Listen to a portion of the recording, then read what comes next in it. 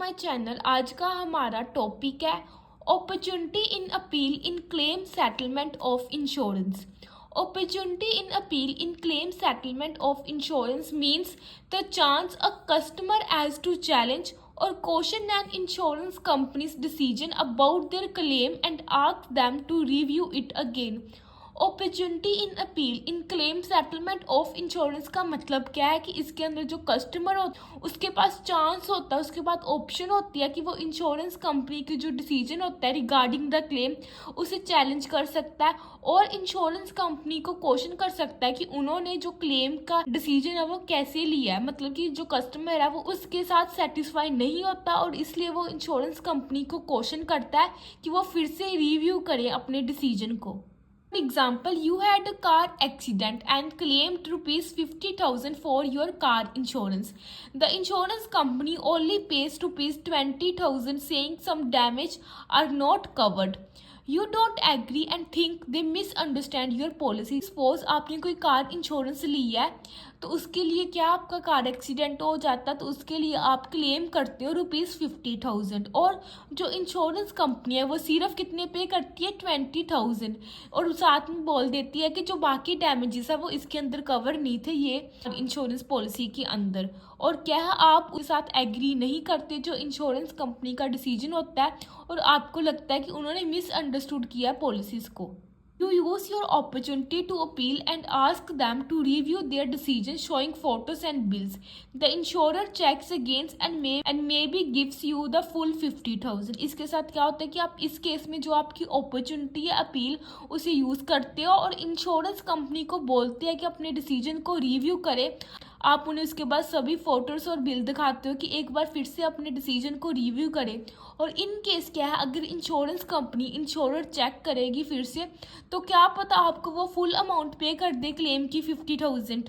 To appeal and insurance claim settlement जो हमारा जो इंश्योरेंस क्लेम सेटलमेंट है अपॉर्चुनिटी टू अपील के केस के अंदर उसके अंदर हमारे पास पूरे 7 स्टेप्स इन्वॉल्व होते हैं। सबसे पहले रीड द रिजेक्शन और settlement letter, check your insurance policy, collect all important documents, write an appeal letter, submit your appeal on time, wait for response and follow up, escalate if needed। हमारे पास 7 steps आ जाते हैं। इन सभी 7 steps को अब थोड़ा detail में read करेंगे। Step है हमारे पास रीड द रिजेक्शन और settlement letter.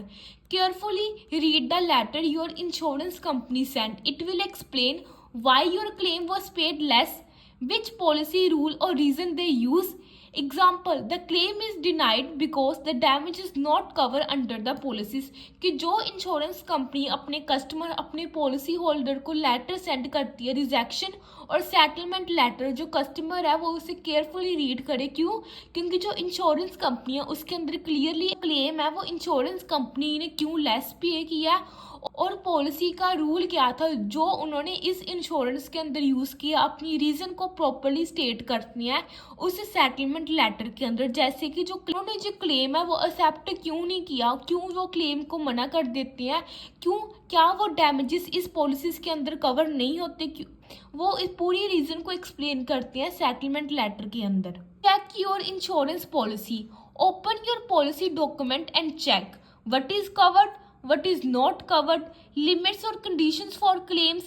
Example, if the letter says your repair is not covered but the policy says it is, you have a strong reason to appeal। आपको जो insurance company है वो letter send करती है तो आप उस लेटर को प्रॉपरली रीड कर लेते हो और उसके बाद क्या है कि आप चेक करते हो अपनी इंश्योरेंस पॉलिसीज़ को कि जितनी भी इंश्योरेंस पॉलिसीज़ के डॉक्यूमेंट है जो कि इंश्योरेंस कंपनी आपको देती है आप उन्हें ओपन करते हो और प्रॉपरली चेक करते हो और उसके अंदर देखते हो कि क्या क्या रिस्क है उसके अंदर कवर होंगे क्या क्या नहीं होंगे। लिमिट्स और कंडीशन क्या है क्लेम की, जैसे कि अगर वो लेटर बोलता है अगर जो इंश्योरेंस कंपनी आपको लेटर जो सेंड करती है उसके अंदर है कि जो रिपेयर या कोई रिस्क वो क्लेम है इस पॉलिसीज के अंदर कवर नहीं है बट जो आपके पॉलिसीज के डॉक्यूमेंट है उसके अंदर ये लिखा हुआ है कि ये सभी आपकी पॉलिसीज के अंदर इंक्लूड है, आपको क्लेम मिल सकेगा तो आपके पास स्ट्रॉन्ग रीज़न होगा कि आप अपील कर सकते हो क्लेम के लिए।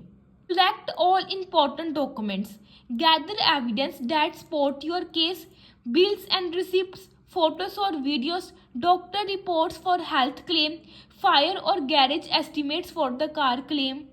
इंश्योरेंस कंपनी से क्लेम की अमाउंट ले सकते हो। तो उसके बाद आप जितने भी इंपॉर्टेंट डॉक्यूमेंट्स होते हैं उन्हें कलेक्ट करते हो, जैसे कि जितने भी बिल्स होती हैं, रिसिप्ट्स होती हैं, उन्हें कलेक्ट करते हो। फोटोज़ को, वीडियोस को सपोर्ट, जो कि आपके एविडेंस को सपोर्ट करे, उन सभी डॉक्यूमेंट्स को कलेक्ट करते हो। अगर कोई डॉक्यूमेंट की रिपोर्ट है, अगर आप हेल्थ क्लेम लेना चाहते हो, कोई फायर या गैरेज के एस्टिमेट अमाउंट, जो अगर आप कार क्लेम लेना चाहते हो, तो ये सभी डॉक्यूमेंट क्या आप कलेक्ट कर सकते हो।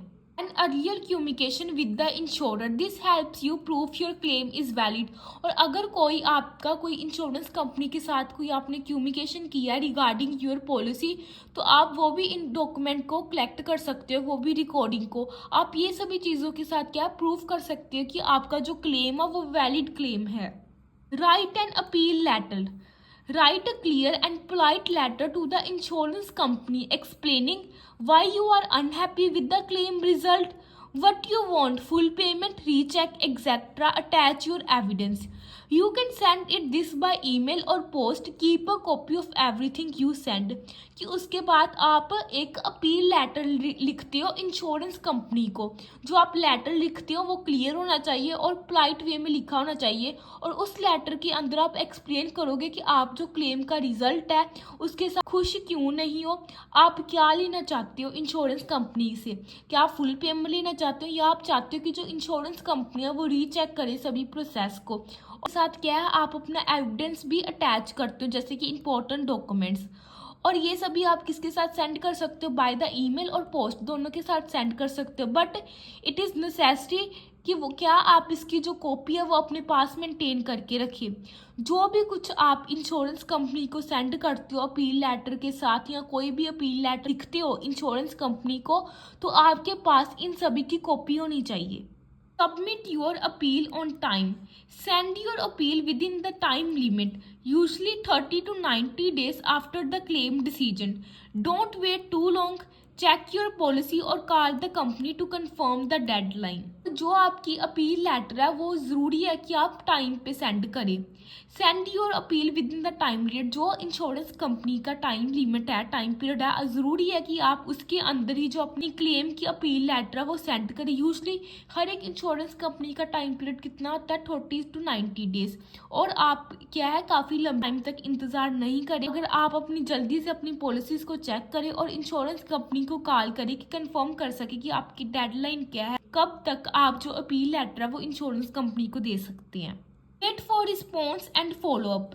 The insurance company will take some to review your appeal. If you don't hear back in 2 to 3 weeks, call or email to follow up. Ask for that status of your appeal. Insurance company है वो आपको response देने के लिए time लेगी। जो आपकी appeal है उसे वो प्रॉपरली रिव्यू करेगी और इसके लिए उसे कम से कम 1 वीक का टाइम लगता है। और अगर इंश्योरेंस कंपनी आपको डिसीजन नहीं देती हो या 3 वीक के बाद, तो आप फिर से क्या है इंश्योरेंस कंपनी को कॉल या ईमेल कर सकते हो कि आप फॉलो अप प्रोसेस करें और क्या है स्टेटस है आपका अपील का, आपने क्या डिसीजन लिया हमारी अपील लेटर रीड करके। तो उसे क्या आप उसके बारे में पूछ सकते हो इंश्योरेंस कंपनी को। Escalate if needed.